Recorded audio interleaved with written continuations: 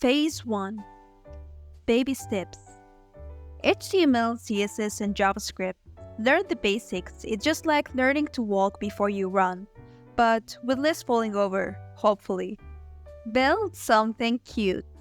Create a tiny, adorable website. Think about kittens, puppies, or your favorite plants. Inspect master. Be friend with the browser console.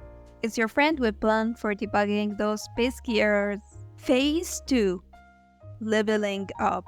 Frameworks. Pick a framework, React, Angular, or Vue, and ride the wave.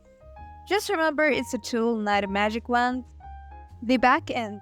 Learn a backend language like Python, Ruby, JavaScript, PHP, whatever. Think of it as adding brains to your website.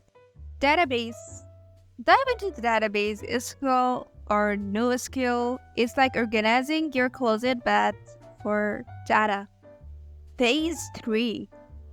Post mode activated. DevOps. Learn about servers and deployment because, let's face it, your website needs a home. APIs. Create APIs that are so good because APIs are the connection between the front end and the back end.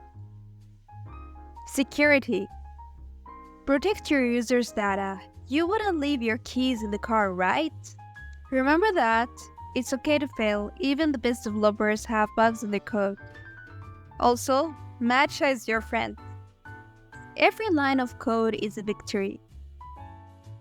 Find a supportive community. I will be sharing a Discord and guidelines about the 40 weeks challenge soon, so stay tuned and bye bye.